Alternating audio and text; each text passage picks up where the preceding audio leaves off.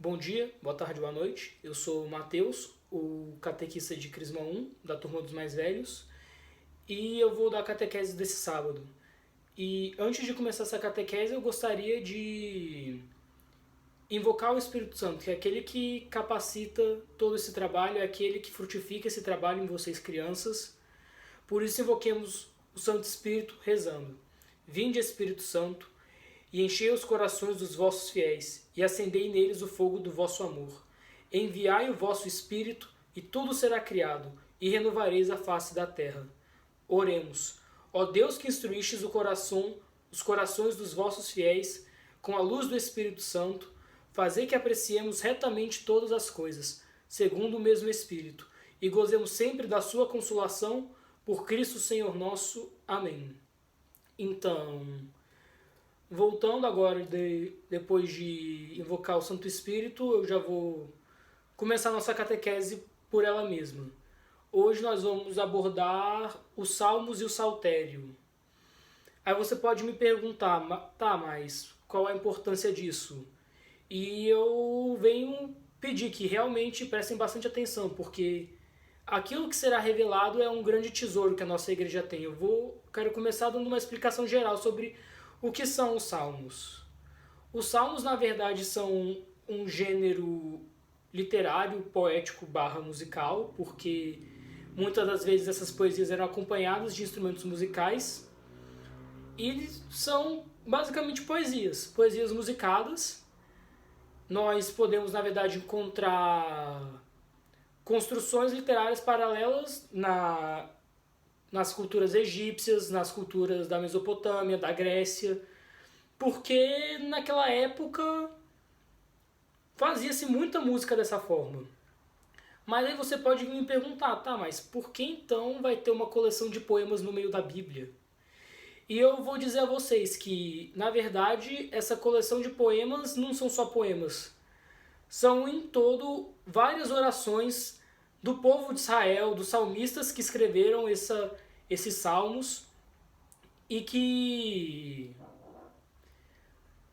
é por isso que eles entram na Bíblia. São orações belíssimas que eram entoadas pelo povo de Israel. Nós podemos ver também, já pela notoriedade dos autores desse salmo. 72 desses salmos são creditados ao rei Davi, 12 ao sacerdote Asaf, e outros 11 são dedicados aos filhos de Coré, que também eram uma família sacerdotal. Claro, nossa Bíblia tem mais de 150 salmos, e nem todos a gente tem a precisão de quem é o autor. Mas isso realmente não importa muito, aquele que escreveu o salmo, aquele que compôs, mas sim o louvor ou a súplica que aquele salmo expressa, aquilo que ele nos ajuda a transmitir a Deus também. E dando continuidade a isso, eu gostaria também de falar da grande importância dos salmos dentro da ritualística do povo de Israel, da forma com que eles cultuavam a Deus. Porque os salmos, a gente pode olhar eles de duas formas, antagônicas na verdade, que são os salmos como a oração de um povo e o salmo como a oração de um homem. Porque nós podemos ver, existem salmos que expressam realmente o desejo de uma nação, as orações de uma nação. Por exemplo, temos o Salmo 129, que fala desse desejo de uma nação, de uma súplica elevada nacionalmente a Deus. Em contrapartida, nós temos o Salmo 51, que é um dos salmos mais conhecidos entre quem reza os salmos, que é o Miserere. É o salmo em que o indivíduo clama misericórdia a Deus e encontra essa misericórdia no infinito do amor dele. E falando ainda um pouco dos salmos, eu gostaria de falar da função ritual que os salmos tinham para o povo de Israel. Não é incomum a gente encontrar salmos que dentro da própria letra do salmo, dentro dos próprios versos do salmo, encontremos alusão a um momento de festa, a um momento ritualístico de assembleia em que o povo se reunia para louvar o Senhor, e que esse louvor era acompanhado desses salmos, porque muito do culto a Yahvé se fazia pelo meio da imolação de sacrifícios, e eles acreditavam que essa oração dos salmos subia como um incenso desse sacrifício queimado à presença de Yahvé. O Salmo 27 também é um exemplo muito bom disso, é um salmo que em si mesmo fala da situação de assembleia, fala de uma situação de culto a Yahvé no seu conteúdo. Outros pontos que a gente pode trazer são meio que uma subdivisão temática dos salmos. Eu gostaria de apresentar essas 3 divisões. São divisões muito mais pelo tema do salmo em si. Nós temos os salmos ditos hinos. Hinos por quê? Porque eles cantam a glória de Yahvé. Eles realmente funcionam como um hino.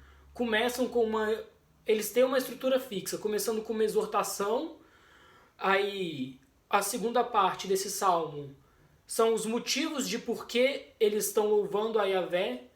Quando são salmos num cunho mais coletivo, eles normalmente remontam à história do povo de Israel, eles falam da história do povo de Israel, das grandiosidades que Deus fez na história de Israel. E quando são de um cunho pessoal, eles falam dos feitos pessoais que Deus teve na vida da pessoa, como livrar de certos perigos, ajudá-lo em tempo de tribulação. E eles podem terminar de forma diversa, ou com uma prece, ou retomando essa exortação de que a alma ou o povo continuem a louvar essa glória de Deus. O segundo tema de salmos, que são bastante recorrentes também, são as súplicas, que são salmos que sempre exprimem um cunho um pouco maior de sofrimento. Eles demonstram um sofrimento ou tanto da nação como um todo, quando se abatia uma desgraça sobre ela, ou o sofrimento pessoal do salmista que procurava na misericórdia de Deus um refúgio. No entanto, esses salmos de súplica não eram longas reclamações de como a vida é ruim, ó céus, ó vida. Eles apelavam muito para que Yahvé escutasse o pedido deles. E eles faziam isso já demonstrando uma grande confiança em Yahvé, porque ele sempre se demonstrou ouvinte às orações do seu povo. E por fim, era essa confiança que munia o salmista de capacidade de louvar a Deus mesmo. O salmo de súplica podia terminar na prece em si, ou às vezes ele podia já terminar com o próprio salmista agradecendo a Deus nessa certeza de que seu pedido se cumpriria. O terceiro tipo de salmo são os salmos de ação de graça. Os salmos de ação de graça, eles são salmos em que realmente era o que se fazia, se dava graças a Deus por algum motivo. Talvez pela vitória em uma batalha, Deus que se fez grande entre as nações e afugentou os adversários de Israel, ou um agradecimento pessoal de um Deus misericordioso que livrou o salmista da perseguição, que livrou o salmista dos inimigos que o perseguiam. E esses basicamente são salmos. São, para retomar, formas poéticas de se rezar a Deus. E agora você poderia vir e me perguntar, assim, com toda franqueza, e é uma pergunta extremamente legítima. Tá bom, Mateus, mas e aí? São poesias, musiquinhas que o povo de Israel tocava não sei quantos mil anos atrás. O que isso tem a ver com a minha vida hoje? E é por isso que, além dos salmos, eu gostaria de apresentar para vocês um tesouro real da nossa igreja, que é o saltério. O saltério é uma forma com que a igreja compilou essa oração dos salmos para guiar a nós leigos nessa oração. Não só nós leigos, na verdade os religiosos, padres, freiras, monges, usam bastante do saltério para rezar, para nos guiar nessa oração dos salmos. E claro que o saltério não é só um bando de salmos escritos num livro e reze tal para tal ocasião. Reze o miserere quando quiser pedir perdão a Deus, por exemplo. Mas ele nos faz lembrar que somos nós também o novo povo de Israel, que da mesma forma com que aquele povo de Israel entoava salmos a Deus, nós somos chamados a dar continuidade a essa oração do povo de Israel. Outro ponto de vista no qual nós podemos analisar a questão de rezar os salmos é que Cristo, nós podemos ver diversas vezes na Bíblia, antes de fazer qualquer coisa ele estava rezando. Ele rezou sobre Pedro para que a fé dele não desfalecesse, rezou sobre os discípulos na última ceia, rezou sobre os pães e peixes na multiplicação dos pães, rezou a noite inteira no vale, no Horto das Oliveiras, antes da sua paixão, rezou antes de escolher os discípulos, e nós, como corpo de Cristo, Cristo também cabeça dessa igreja, que somos nós, somos convidados a manter essa postura vigilante e orante de Cristo, de estar sempre rezando. E é por isso que eu quero apresentar realmente a liturgia das horas, que é uma forma com que a gente pode rezar esses salmos. E assim, o objetivo maior da liturgia das horas não é fazer a gente rezar os salmos. Os salmos são textos dentre os quais meditamos, mas o verdadeiro objetivo da liturgia das horas é nos fazer santificar o tempo. Aí você pensa assim, como assim santificar o tempo? Não são só pessoas que são santos? Como assim santificar o tempo? Com santificar o tempo eu quero dizer que nós pegamos esse tempo do nosso dia, um tempo físico, um tempo meramente carnal, e transformamos em algo muito maior, em um tempo real de adoração, contemplação de Deus, em que por meio da oração desses salmos podemos contemplar a Deus e passamos do Cronos, um tempo meramente material, aquilo que fazemos com o tempo no nosso dia a dia normal, e entramos no Kairos, que é uma forma, um tempo propício de se encontrar com Deus na nossa realidade. E para que a gente possa santificar o tempo, a liturgia das horas vem nos apresentar meio que de forma ordenada uma série de orações para fazermos durante o dia. Eu gostaria de começar com as laudes, porque é a primeira oração após acordar. É uma oração que tem por vocação nos atentar a... Nossa, fugiu a palavra da minha cabeça. Tem por vocação essa oração a nos remeter a Deus logo no início do nosso dia. Antes de qualquer coisa, antes de começar a estudar, antes de começar a trabalhar, seria o ideal que sempre rezássemos as laudes, porque por meio das laudes dirigimos nossas ações e pensamentos a Deus. Por meio dessas laudes podemos iniciar nosso dia consagrando ele como um todo a Deus. Essa oração normalmente, por eu dizer que rezamos antes de estudar, antes de trabalhar, a igreja reserva um espaço de tempo mais ou menos de entre as 6 às 9 da manhã para rezar essa oração. Após as laudes, nós temos as 3 horas médias. A hora terça, que é a partir das 9 horas da manhã até o meio-dia. A hora média, ou hora sexta mesmo, que é ao meio-dia. E a hora nona, que são as 3 horas da tarde. E essas orações, assim, não são todas as pessoas que rezam ela. Na verdade, são poucas as pessoas que realmente rezam essas 3 horas todos os dias. Que é um pedido, na verdade, que se fazem mais a monges, freiras, pessoas com a vida consagrada à oração. Para vocês terem consciência, nem os padres são obrigados a rezar as 3 horas médias, eles podem escolher uma. E vocês perguntam, tá, as laudes tinham um objetivo, dirigir nosso dia para Deus. Para que então que serve a hora média? A hora média, como eu falei, ela acontece bem no meio do dia mesmo. Às vezes, às 9 horas, muitos de nós estão estudando, muitos estão trabalhando, e a pessoa é chamada a rezar essa oração das 9 horas, por quê? Porque ela para o que está fazendo para se dirigir a Deus, para botar ainda em intercessão diante de Deus o resto do seu dia, o trabalho que está fazendo. Qualquer uma das 3 horas médias serve essencialmente para isso. E você me pergunta, tá, mas por que escolheram essas horas? 9 horas, meio-dia, 3 horas. Escolheram essas horas especialmente porque elas fazem um memorial da paixão de Cristo. Fazem um memorial que se podemos pegar uma correlação perfeita aqui quase. Às 9 horas, Jesus era flagelado e condenado à cruz. Às 12 horas, Jesus foi crucificado. E às 3 foi a hora que ele morreu. Ou seja, acima de tudo também, essa parte da liturgia das horas nos convida a fazer um pouco da memória da paixão de Cristo. Então, com essas são as orações do dia e passamos para as orações da noite.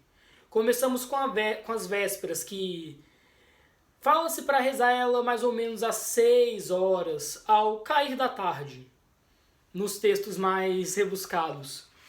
E as vésperas, juntamente com as laudes, fazem um par. São as duas mais importantes que a gente pode rezar. Tanto que, na verdade, nós somos convidados, sempre que pudermos e sempre que existe a possibilidade, rezá-las publicamente.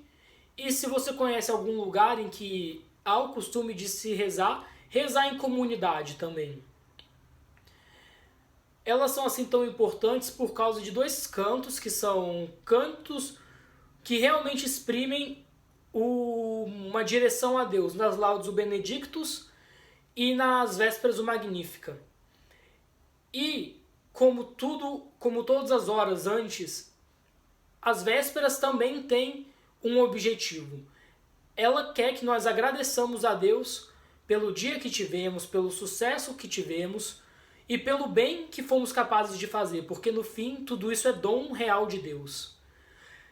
E as vésperas nos chamam também a ter esse um momento um pouco mais próximo de Maria, com o Magnífica, rezando e nos botando assim nesse colo acolhedor de mãe ao fim do nosso dia.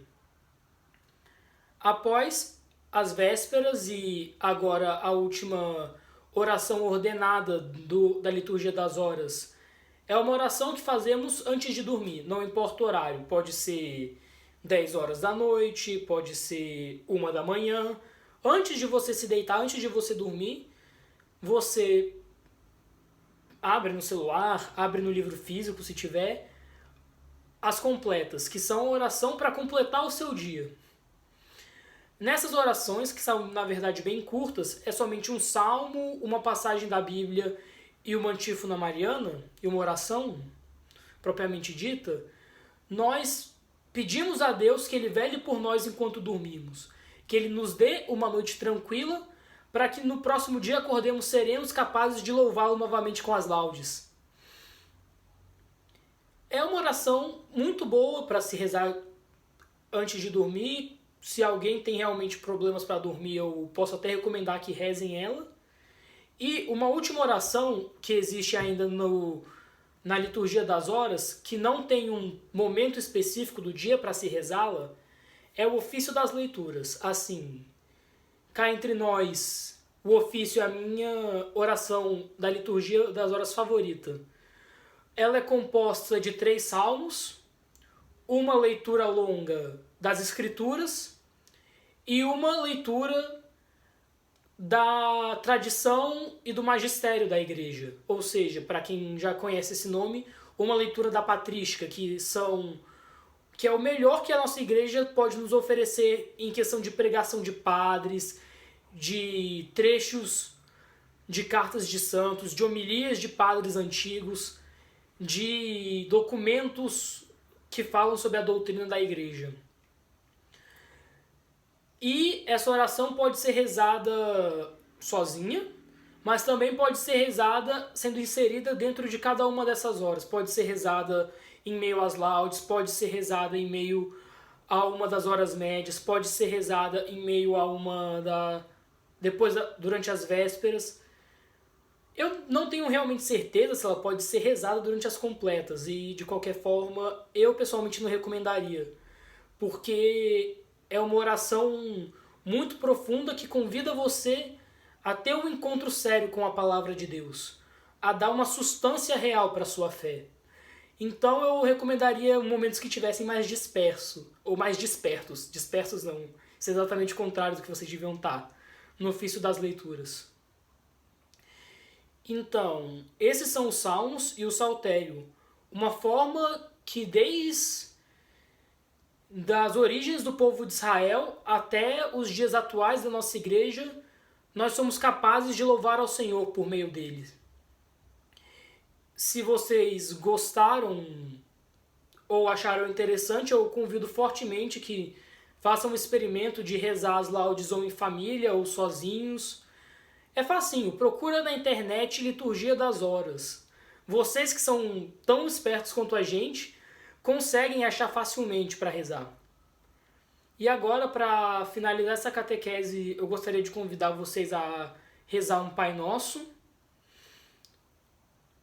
Senhor, elevemos a oração que o seu Filho nos ensinou, para que Ele mantenha sobre nós seu olhar zeloso, que sobre nós Ele faça também brotar esse desejo de oração. Pai nosso, que estais nos céus, santificado seja o vosso nome, venha a nós o vosso reino, seja feita a vossa vontade, assim na terra como no céu.